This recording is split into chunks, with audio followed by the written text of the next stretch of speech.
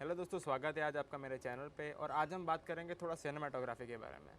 तो आजकल बहुत सारे ओटीटी प्लेटफॉर्म्स पे फिल्म्स आ रही है, बहुत सारी लोग फिल्म में इंटरेस्ट लेना शुरू कर रहे हैं। पर फिल्म बनती कैसे है और फिल्म के पीछे क्या चीज़ होती है, वो हम आज जानेंगे एक सिनेमाटोग्राफर से कि फ़िल्म मेकिंग कैसा होता है और फिल्म के पीछे जो होता है वो क्या होता है।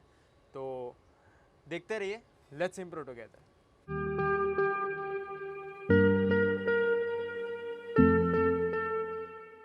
हमारे साथ जुड़े हैं मालव, जिनको सिनेमाटोग्राफी के फील्ड में कुछ सालों का एक्सपीरियंस है और बहुत सारा नॉलेज है, जिससे आपको काफ़ी ज़्यादा फ़ायदा होगा और आपको काफ़ी ज़्यादा चीज़ जानने को मिलेगी सिनेमाटोग्राफी के बारे में।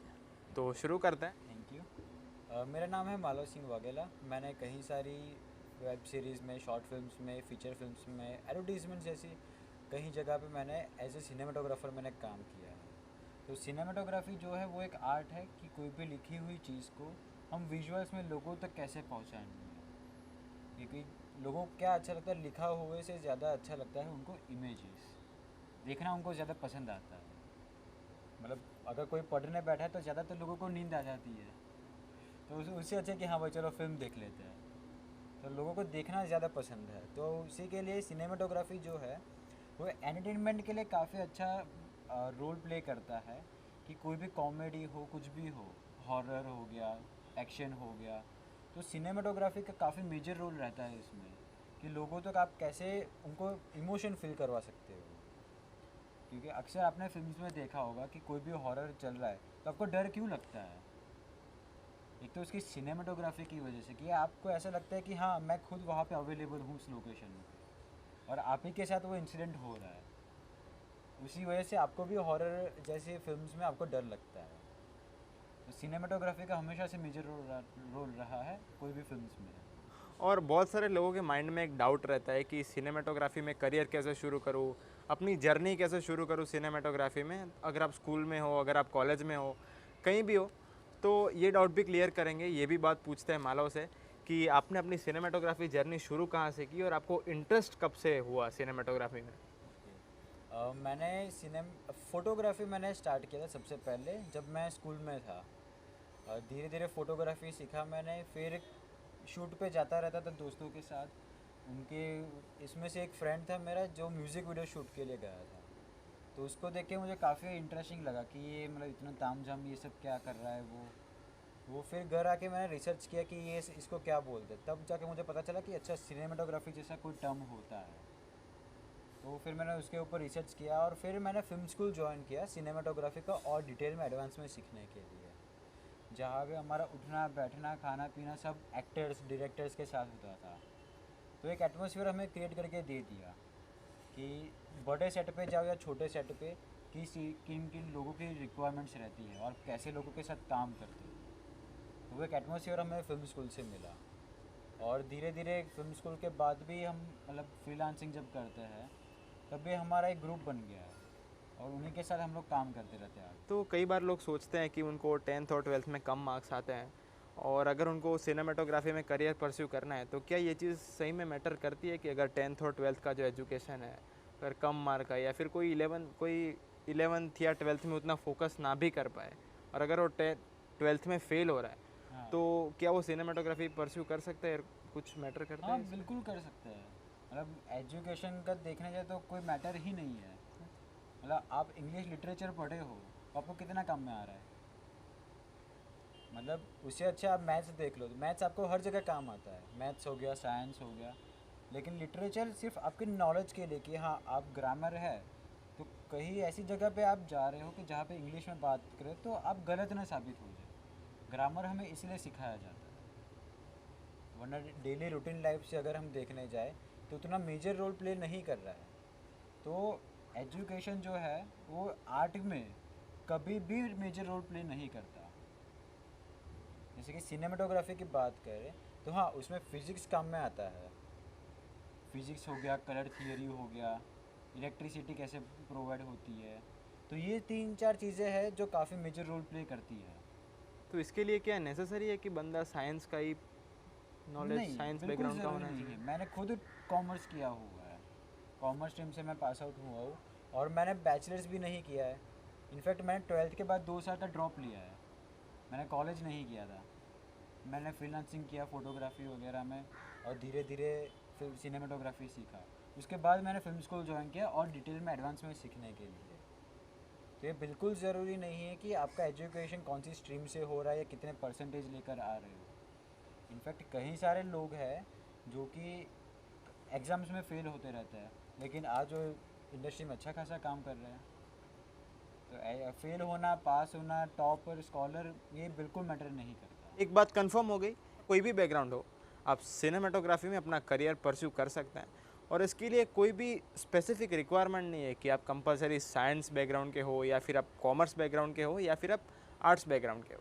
तो अगर आप कोई कोर्स परस्यू कर रहे हो सिनेमाटोग्राफी में, कहीं से भी कोर्स परस्यू कर रहे हो या फिर आप फ्री में भी नेट से सीख रहे हो, क्योंकि बहुत सारे ऐसे सोर्सेज हैं जिससे आप फ्री में सिनेमाटोग्राफी सीख सकते हो, तो आपने कहीं से भी सीख लिया, तो उसके बाद आपका कैसा माइंडसेट रहता है? और जैसे आपने एक कोर्स परस्यू किया, आपने कोई फ़िल्म स्कूल से कोर्स परस्यू किया, तो उसके बाद आपको कैसा एक्सपीरियंस रहा?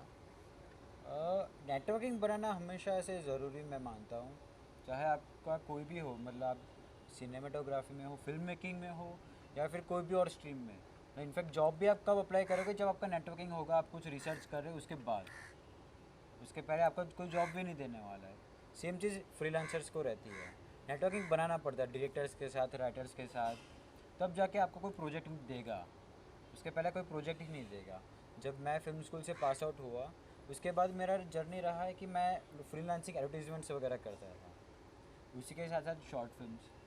जब मैं फिल्म स्कूल में था, तो उसी टाइम हमारा जो ग्रुप था फ्रेंड्स का, हम लोगों ने मिलकर वेब सीरीज़ बनाया था, जो कि आज MX प्लेयर के ऊपर अच्छे से है। तो उसी टाइम से हमारा नेटवर्किंग ग्रो होना शुरू हो गया था।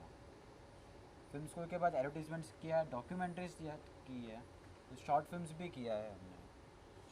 तो एक कॉलेज में एक एटमोसफियर पता चल जाता है आपको कि कैसे लोगों के साथ काम करना है। वही सेम लोग आपको मिलेंगे इंडस्ट्री में। लाइक इंडस्ट्री में हाँ, थोड़ा स्केल ज़्यादा हो जाएगा। कॉलेज में आप 20 लोग मिलकर काम कर रहे हो, और फिर किसी फिल्म सेट पे गए तो वहाँ पे 100 लोग हो जाएंगे, 200 लोग हो जाएंगे। लेकिन हाँ, सिनेमाटोग्राफर का ड्यूटी चेंज नहीं होगा, ना ही एक्टर अपना काम छोड़ के प्रोडक्शन में या डायरेक्शन में जाएगा। सेट पे जो वही डायरेक्टर रहेगा, एक्टर जो है वो एक्टर का काम ही करेगा। तो ऐसे कोई ड्यूटी चेंज नहीं हो जाता है। ऐसे धीरे धीरे काम, अगर किसी को ग्रो होना है तो ऐसे कोई कोर्स वगैरह करने के बाद लोगों को पिच किया जाते हैं कि असिस्टेंट बन जाए सर आपके। तो धीरे धीरे असिस्टेंट से बन के उनसे ट्रेनिंग वगैरह लेके वो अपना कोर्स आगे जा सके, आगे जाके वो सिनेमाटोग्राफी के लिए बन सकता है और अपना कंट्रीब्यूशन भी अच्छे से दे पाएंगे। लेकिन हाँ, जब तक किसी को असिस्ट नहीं किया होगा तब तक आपका एक्सप्लोरेशन नहीं होगा।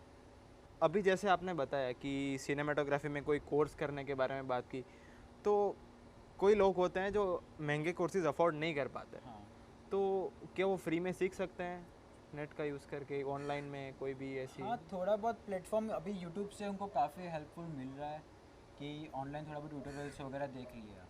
लेकिन मेरा मानना ये है कि जब तक आप प्रैक्टिकल नहीं करोगे तब तक आपके ट्यूटोरियल्स देखने का कोई मतलब ही नहीं है। नो डाउट कुछ टॉपिक्स है कि जो कि थियरी क्लियर होना ज़्यादा ज़रूरी है, लेकिन वो थियरी क्लियर हो गया आपका, लेकिन सिर्फ थियरी से आप सिनेमाटोग्राफी भी नहीं कर पाओगे। सिनेमाटोग्राफी कैमरा और लाइट्स का खेल है पूरा। तो जब तक आपके पास लाइट्स और कैमरा दोनों ही नहीं होगा तब तक आप प्रैक्टिकल कर ही नहीं पाओगे। सिर्फ थियरी रटने से कोई भी आगे नहीं गया है। तो मेरा मानना यह है कि थियरी के साथ प्रैक्टिकल भी ज़रूरी है। जितना आप सीख रहे हो, चाहे आपके पास कैमरा नहीं है तो मोबाइल से शूट करो। कैमरा का जो मूवमेंट रहता है, ट्रैक इन ट्रैक आउट, वो आप मोबाइल से भी कर सकते हो। ज़रूरी तो है ना कि आपको लंबे लंबे ट्रैक्स या ट्रॉले दिए जाए। इफेक्ट सेम रहेगा, कैमरा आगे लेकर जाओ, कैमरा पीछे लेकर आओ, बार बार प्रैक्टिस करो उसको। तो ड्रामा क्रिएट करना भी ज़रूरी है कि आप मोबाइल से या फिर कैमरा से कैसे कर सकते हो। आपकी फ्रेमिंग्स जो है, जो आपने ऑनलाइन सीख लिया कि रूल ऑफ थर्ड वगैरह जो बेसिक्स है, वो अपने थियरी सीख लिया कि हाँ ऐसा होता है, लेकिन आप प्रैक्टिकल कैप्चर करके देखिए कि आपको वो रिज़ल्ट मिल रहा है नहीं मिल रहा। अगर रिज़ल्ट मिल रहा है तो उससे क्या इम्पैक्ट आएगा आपकी फ्रेमिंग्स में, अगर नहीं आ रहा तो क्यों नहीं आ रहा। तो ये सब थियरी के साथ प्रैक्टिकल चीज़ें करना भी ज़रूरी है। ये मालव ने बताया कि प्रैक्टिकल पे ज़्यादा फोकस करना चाहिए, लेकिन एक सवाल आज हम पूछेंगे कि काफ़ी लोग ऐसा बोलते हैं कि खाली कैमरा लेके आप निकल पड़ो और कैमरा लेके कुछ भी शूट करो आजू बाजू, आपको सब कुछ खुद से ही आ जाएगा। तो क्या ये बात सही है? मतलब मान लीजिए कि आज मेरे पास कोई कैमरा है, वो मैं आपको दे रहा हूँ, और सेम कैमरा मैं यूज़ कर रहा हूँ, डिफरेंस कितना आएगा? बहुत ज़्यादा। मतलब एक ही टाइम पे यहीं पे बैठ के आपके पास एक कैमरा है, एक कैमरा मेरे पास है, और हम दोनों को बोल दिया कि हम चलो कोई अच्छी सी फ्रेम बनाओ। तो क्या मैं जो फ्रेम बना सकता हूँ वो फ्रेम आप बनाओगे, या आप जो फ्रेम जो सोचा है वो मैं बना पाऊँगा? दोनों ही डिफरेंट होगा। अब रिक्वायरमेंट कैसी रहती है कि डायरेक्टर को क्या व्यू चाहिए। सिनेमाटोग्राफर हमेशा आगे तभी आता है जब उसका एक्सप्लोरेशन दुनिया से अलग हो। संजय लीला बंसाली की फिल्म देखो, वो बट ऑब्वियस यश चोपड़ा से अलग है, दोनों सेम नहीं है डायरेक्टर। सुदीप चटर्जी ले लो या फिर सुब्रतो मित्रा, दोनों की फ्रेमिंग्स डिफरेंट है। तो सिनेमाटोग्राफी प्रैक्टिस से ही आता है। अगर ऐसे कोई किसी ने कैमरा ले लिया कि चलो मैं सिनेमाटोग्राफर हूँ, तो उसको पॉसिबल है कि 5 से 10 साल उसको मिनिमम लगे कि एक अच्छा शॉर्ट फिल्म बनाने में या फीचर फिल्म बनाने में। वही चीज़ अगर किसी ने फिल्म स्कूल में प्रैक्टिस किया हुआ है तो उसको पॉसिबल है कि 2-3 साल में अच्छा निकाल ले। लेकिन हर फिल्म स्कूल जाने वाला भी एक अच्छा सिनेमाटोग्राफर नहीं बनता। कुछ लोग होते हैं जो कि काफ़ी सीरियस होते हैं अपने करियर को लेकर। तो जैसे कि हमारे बैच में कई सारे लोग थे, उसमें से 2-3 लोग काफ़ी मतलब सीरियस थे अपने करियर को लेकर, उनको सिनेमाटोग्राफी में ही जाना था, और वो आज इंडस्ट्री में अच्छा खासा काम कर रहे हैं। इनफैक्ट एक बंदा अभी फीचर फिल्म के ऊपर काम कर रहा है एज ए सिनेमाटोग्राफर, तो उसके लिए काफ़ी अच्छा है। लेकिन बाकी सारे जो बैचमेट्स थे वो लोग कोई सिनेमाटोग्राफी छोड़ दिया, मतलब टोटली सिनेमाटोग्राफी छोड़ ही दिया उन्होंने, अभी है ही नहीं। तो ये सब चीज़ें है, उनके पास कैमरा खुद का है फिर भी नहीं है सिनेमाटोग्राफी में। तो ये सब चीज़ें बहुत ज़रूरी है कि आप कितना एक्सप्लोर करते हो, आप कितने सीरियस हो अपने आप करियर को लेकर। जैसे कि कहीं सारे लोग रहते ही है कि बोलते हैं कि मैं कैमरा लूँगा, मुझे फिल्म स्कूल नहीं जाना, तो उनको टाइम लग जाता है। वो एक मूड जो होता है कि आप लाइटिंग्स के साथ मूड कैसे क्रिएट करोगे, वो नहीं सीख पाते। हैवी स्केल का जो सेटअप होता है जहाँ पे 100 लोग काम करेंगे, वहाँ पे हैंडल नहीं कर पाएंगे। वहाँ पे उनको लगेगा कि यहाँ पे स्ट्रेस आ रहा है मुझे, वो फेस नहीं कर पाएंगे। वो एटमॉस्फेयर बिगिनर को फिल्म स्कूल से ही मिलता है हमेशा, या तो फिर वो लोगों को असिस्ट करके ही सीख सकता है। लेकिन वो असिस्ट करके 10 साल में सीखेगा, फिल्म स्कूल वाला बंदा हो सके उसको 2 साल 5 साल में कंप्लीट कर देगा। तो ये डिफरेंस आ जाता है कि कोई अपने ऐसे ग्रो करे या फिल्म स्कूल से ग्रो करना है। करियर को लेके एक और सवाल पूछेंगे। तो यूजुअली इंडियन पेरेंट्स और इंडियन घर में एक सीन रहता है कि आप कोई भी फील्ड परस्यू करो, उसमें पैसा होना चाहिए। तो क्या सिनेमाटोग्राफी में, फिल्म मेकिंग में, स्टार्टिंग में एज अ कोई बंदा बिगिनर जा रहा है, तो क्या उसमें कैपिटल या फंड्स, कैसे पैसा मिलता है? अगर आप स्ट्रगल करना चाहते हो, मेहनत कर सकते हो, तो फिर बिल्कुल पैसा है। प्रायोरिटी हमेशा से मेजर रोल प्ले करता है सभी इंडिविजुअल की लाइफ में। अब एज ए सिनेमाटोग्राफर मेरी प्रायोरिटी थी कि मैं कुछ अच्छा क्रिएटिव माइंड से मतलब कोई फिल्म बनाऊँ मैं। तो मैं हमेशा से एक्सप्लोर करता हूँ कि मुझे भले ही पे कम मिले, लेकिन 2-4 लाइटें ज़्यादा ऐड कर दो या फिर कैमरा कोई और चेंज कर दो। तो हमेशा से ही सिनेमाटोग्राफर का ये इनपुट्स रहता है कि उसका लोग उसको जाने, उसकी क्रिएटिविटी को जाने। रादर देन अगर पैसा ही चाहिए उनको, तो फिर वेडिंग सिनेमाटोग्राफी कर लो, नोट तो उसे भी छप रहा है, या फिर किसी कॉर्पोरेट वर्ल्ड में जॉब कर लो। पैसा ही प्रायोरिटी है तो ऐसे भी काम हो सकता है कि तुरंत आपको जॉब मिल के 60,000 की मंथली 60,000 आ रहा है। लेकिन सिनेमाटोग्राफी से आपके दो चीज़ बनेगी, एक गुडविल बनेगा और दूसरा पैसा भी बनेगा। आपका जो पॉइंट ऑफ व्यू जो है, आपका विजुअलाइजेशन, वो लोगों से काफ़ी डिफरेंट चला जाएगा।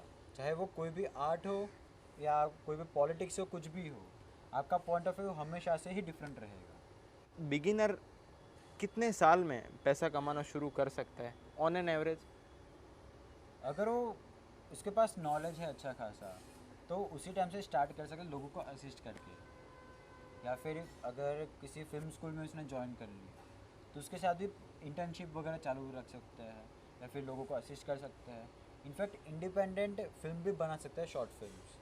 और जैसे कि आज तो कई सारा ग्रो हो चुका है, शॉर्ट फिल्म फेस्टिवल्स वगैरह होते हैं, कॉम्पिटिशन्स वगैरह, तो उसमें जाके पार्टिसिपेट लोग अक्सर करते हैं। छोटा सा ग्रुप बना दिया 4-5 लोगों का, उसमें से एक सिनेमेटोग्राफी कर रहा है, एक डायरेक्टर हो गया, एक एक्टर हो गया, एक एडिटर, ऐसे लोग फिल्म बना के फिल्म फेस्टिवल्स में जाते हैं, तो उसे भी रेवेन्यू अच्छा खासा अर्न हो जाता है।